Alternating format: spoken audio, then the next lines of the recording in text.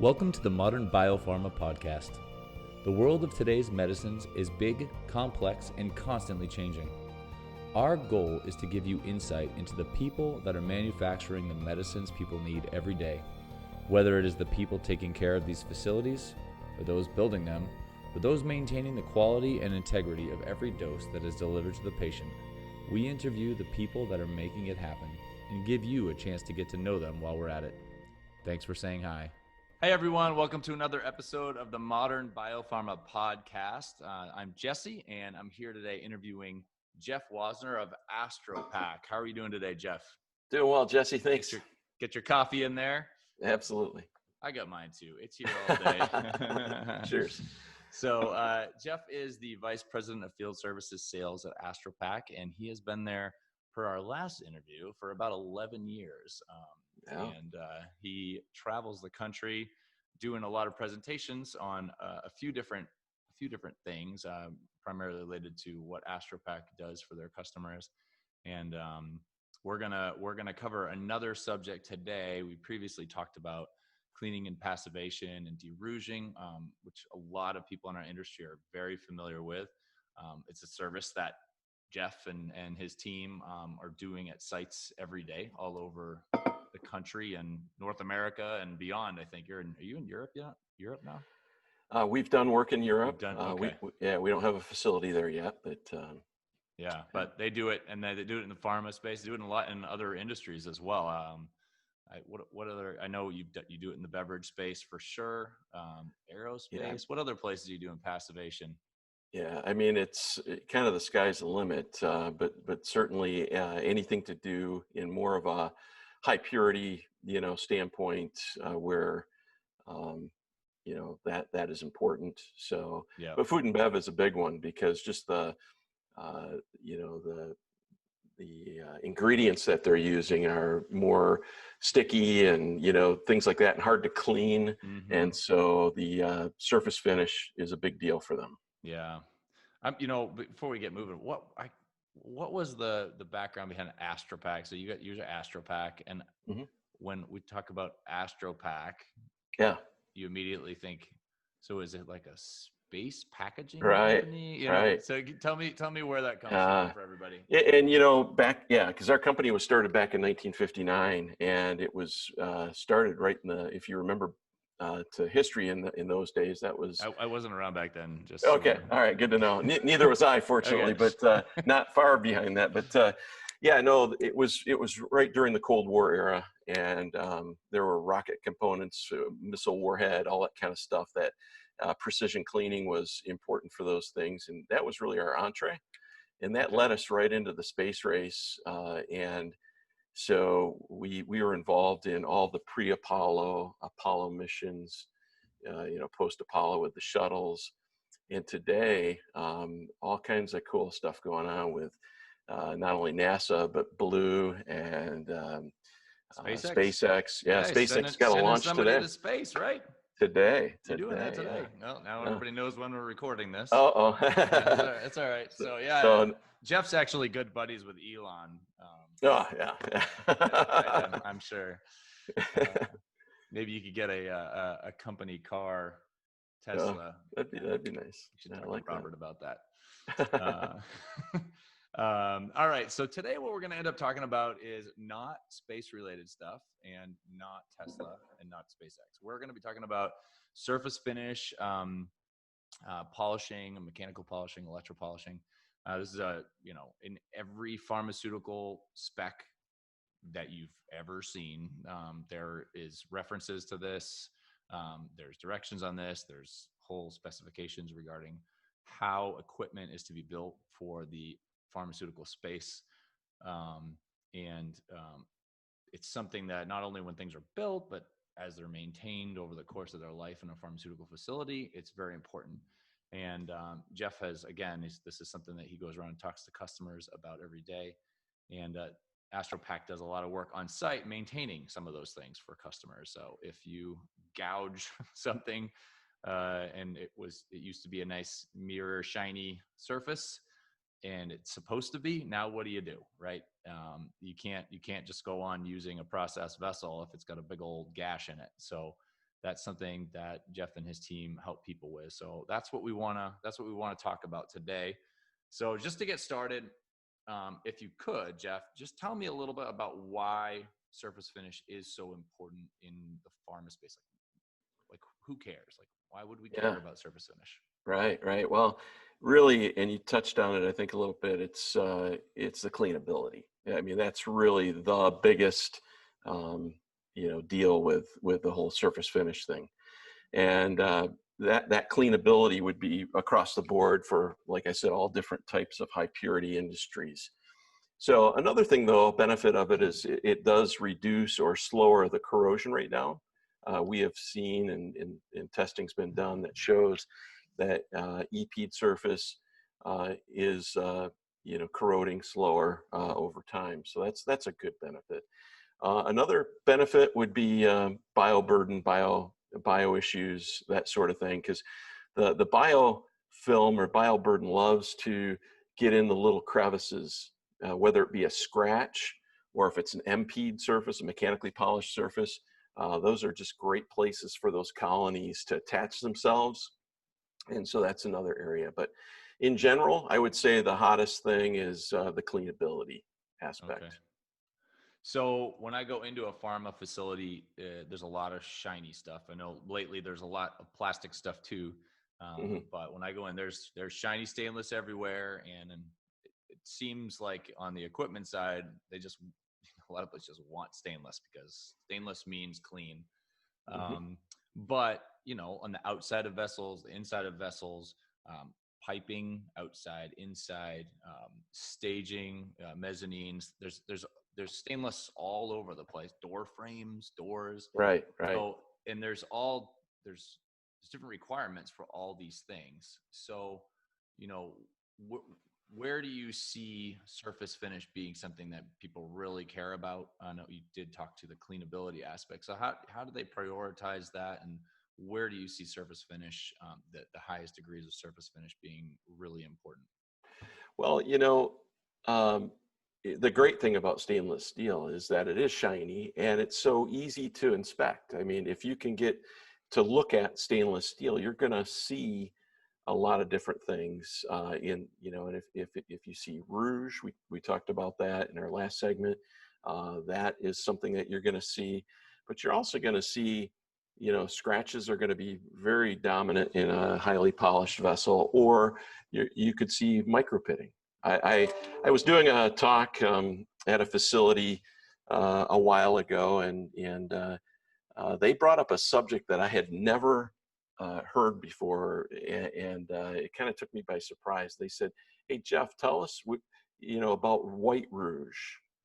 And I was like, "White rouge," and I was thinking about it for a little bit, and this was actually down in Puerto Rico, and I was thinking, do we have is there a language barrier or whatever? But as I thought about it, I thought, what they're talking about is the micropitting, because if you look in a vessel with a light, I'm showing that's the light, by the way. Yeah, and flashlight. yeah, thank you. If I'm looking down into a vessel, that light is going to off those micro pits than it would off the the smooth surface, and that light is just going to come back and it's going to look like a milky finish. In some cases, if I've got really deep pits, I'm going to see like the light shining back at me. If it's really deep, then you have some big problems. But so anyway, I think the biggest issue for electropolishing, mechanical polishing, is the pitting that's occurring in the facilities. Okay. So you've already mentioned this a couple of times. So we hear a lot about electropolishing in this space. There's all the different grades of surface finish that include electropolishing, include mechanical polishing, grit finish, micro inches RA. There's all these different ways of describing what the surface finish is.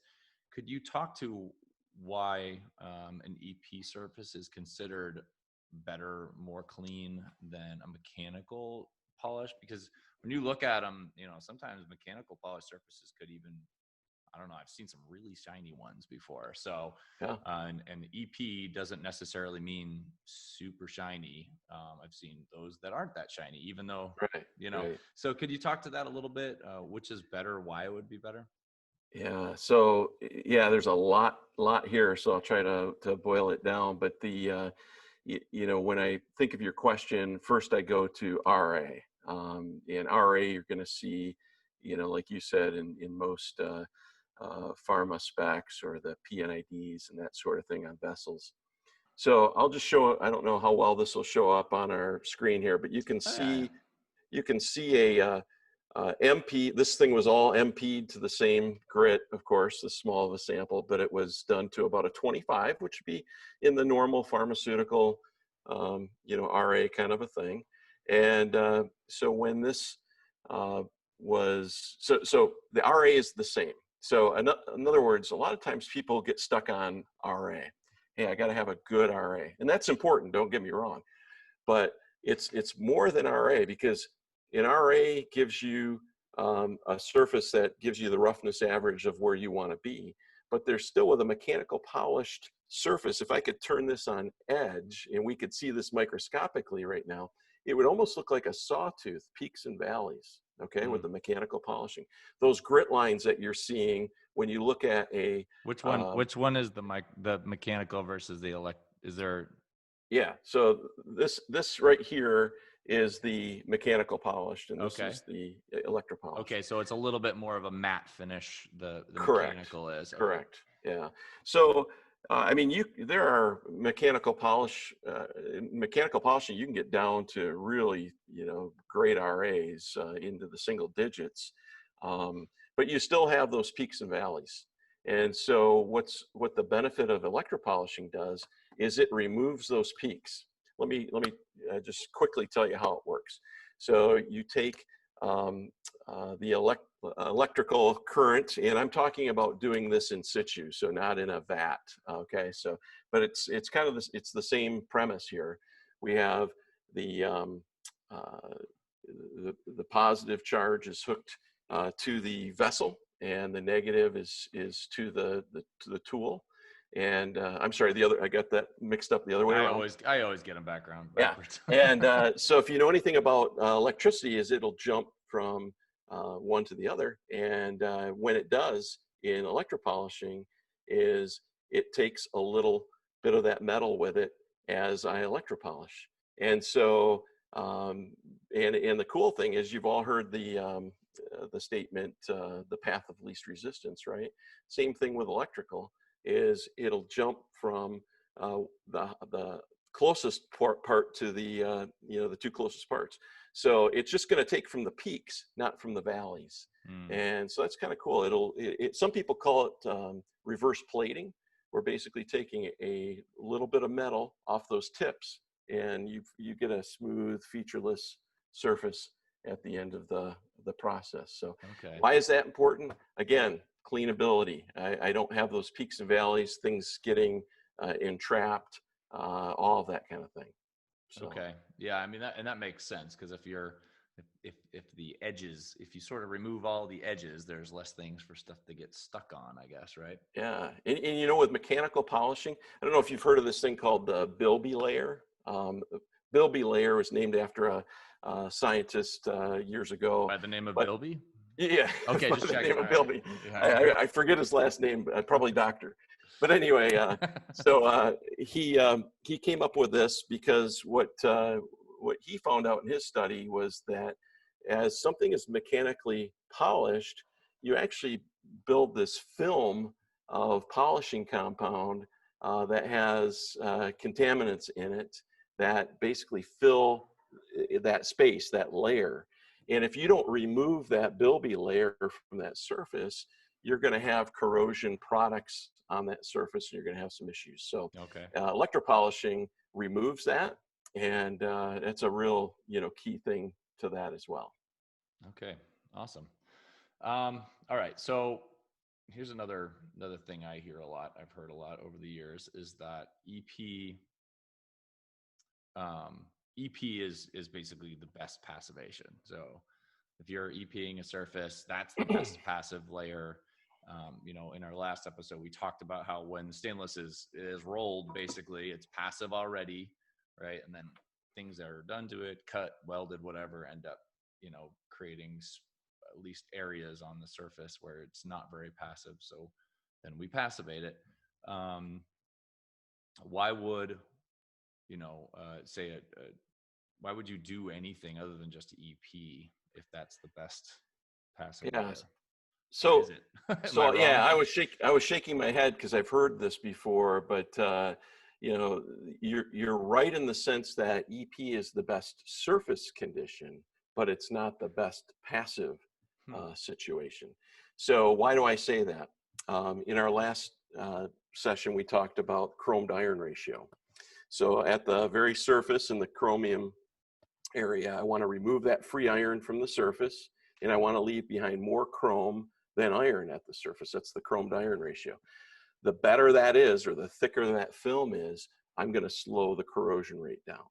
So we've got studies that show phosphoric is very effective in removing rouges, or it's obviously effective in electropolishing. So phosphoric's what we use as the chemical, the medium for electropolishing. Sorry, I don't think we touched on that yet. So yeah, that is correct. Yes, and so the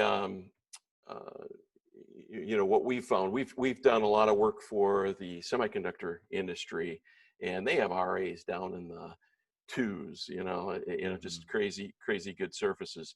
And we have actually got a white paper on our website that shows that passivation does not degrade or hurt that surface in any way. We're only removing free iron from the surface.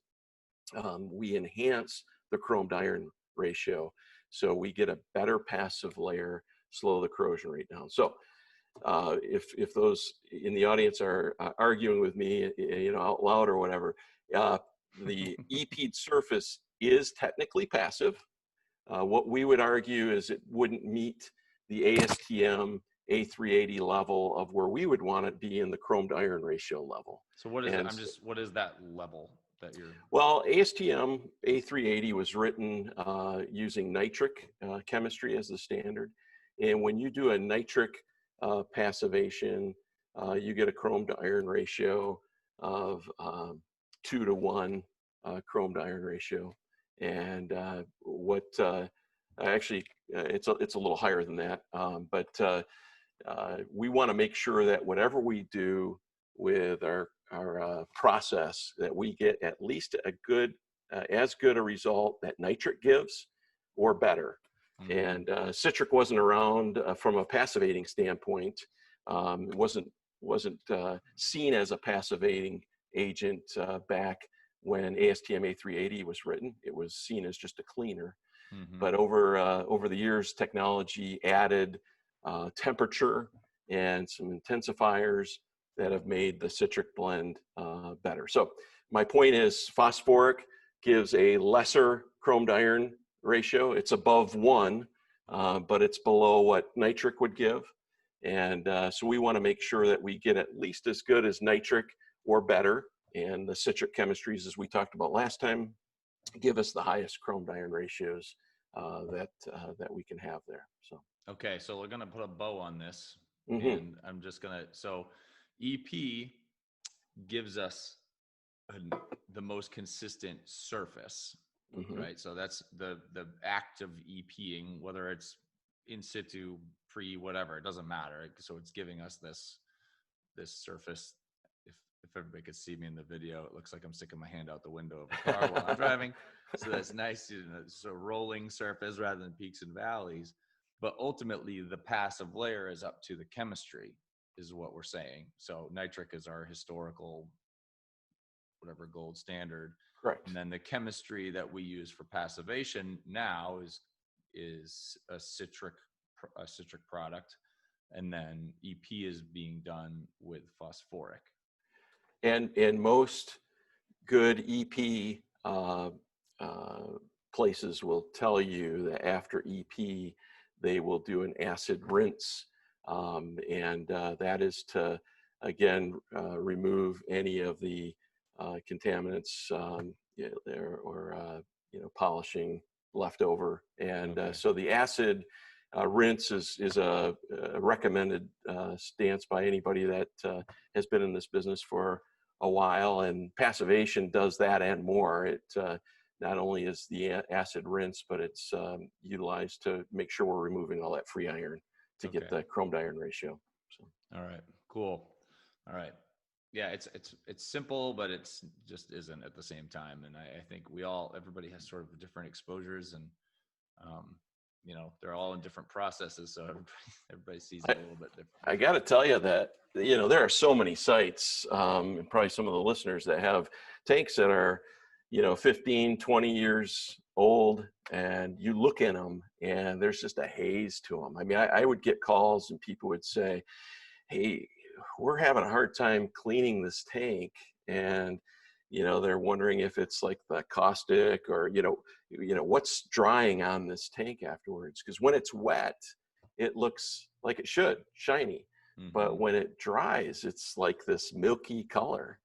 And the interesting thing is, if you could get down in that tank and look at it head on with a light, you would actually see micro pitting in there. Again, what I talked about earlier, that milky white color that you're seeing is most likely, if you've cleaned the surface and it's not coming clean, most likely you've got micro pitting going on. Yeah. And so that's important to take care of. I mean, those pits are just going to continue to drill themselves, through the metal until you have pinhole leaks and other things. So the great thing about taking care of your vessels in a maintenance standpoint is you can get those vessels back looking like brand new, and even better in some cases. I have a facility that we got done, and they were like, it's amazing. And so it's pretty cool. And the other thing about doing vessels in situ is you might have a tank farm or a room that's got vessels where you'd have to remove a ceiling or a roof or a wall, or you get the idea. I mean, a big deal. And to have this done right in situ is a pretty neat thing. So it was going to be my next question. So you must have been reading it or something. But so can you talk to that process a little bit? Because again, I think, I've gone to enough places where I think some people just go, what do you do? It's just the way it is. And just thinking they have to buy a new vessel or whatever. Right. And until they can budget for that, it's just going to have to do, right. And they'll go and use a scrub brush or something if they have to clean something. So what does that process look like? Especially, I mean, any kind of process vessel, water vessel in pharma is generally an electropolished, vessel. So how do you do that? Because I've seen the EP like at a tank manufacturer, and I don't think you're picking this thing up and rolling it around with the water in it. Right. No, good question. So first thing is my example with the pits or yours with the scratches is we are going to have to go in and mechanically polish those out first. EP is not going to remove any pits of any size, maybe really fine micro pits, but that's even really rare. Shiny pits. Yeah, exactly. But in scratches. So, and a lot of times people ask me, well, how much material are you removing? Well, we have to go as deep as the pit is or the scratches. And the other thing, just to put people at ease, is we can actually do an ultrasound thickness of the tank before and after, and make sure that we don't remove too much if we've got a vessel that has pressure ratings and things like that. So it's so the first thing is we're going in and we're mechanically polishing, and we can do that in situ.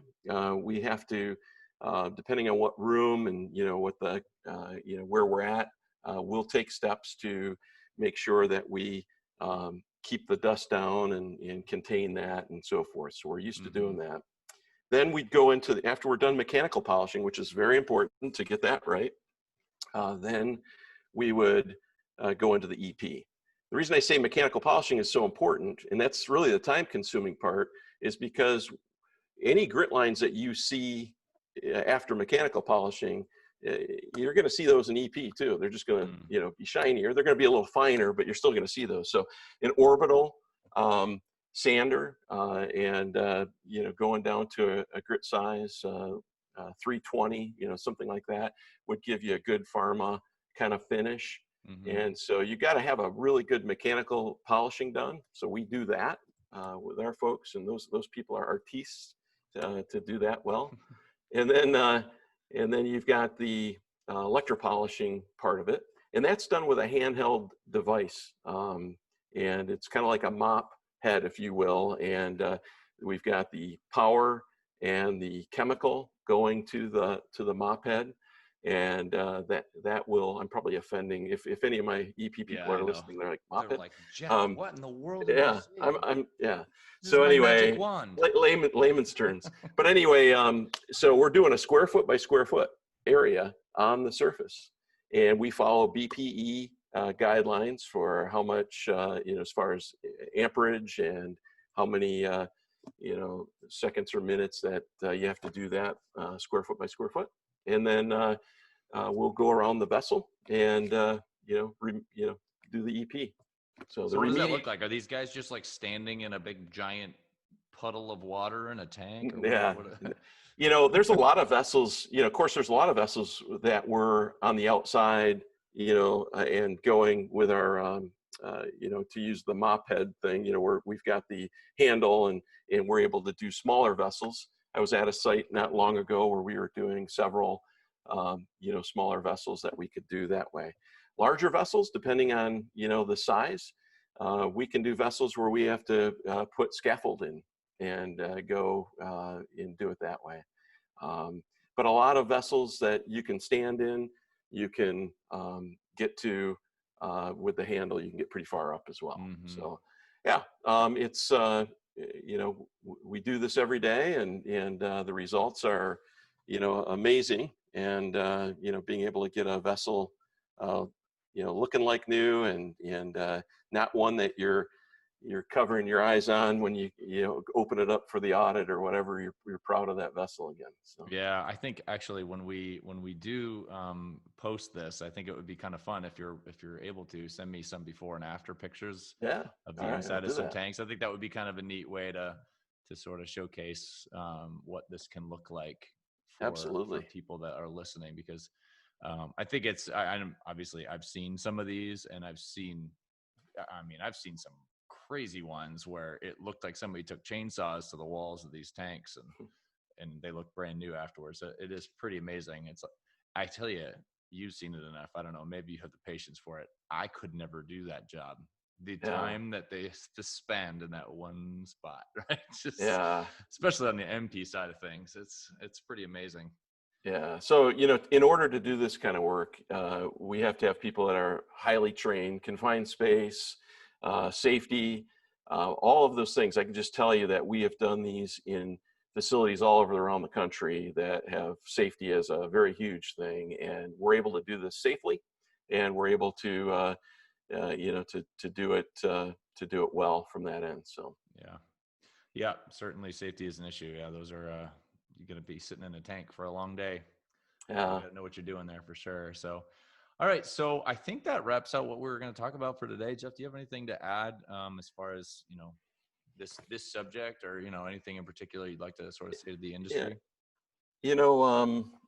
I just think that if you have issues with surface finish, or more things that you have questions about, or this, I use the white rouge thing, or just the the pitting and everything, because pitting can happen. I mean, chlorides attack the stainless, and depending on the water, or if something was inadvertently got into the system, there are remedies, and you don't always have to buy a new tank.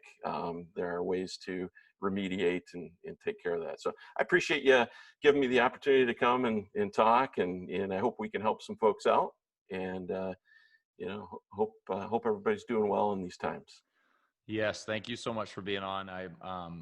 I'll make sure that we get all your contact information related to the episode posted with this, and maybe we'll do another episode called When Chlorides Attack.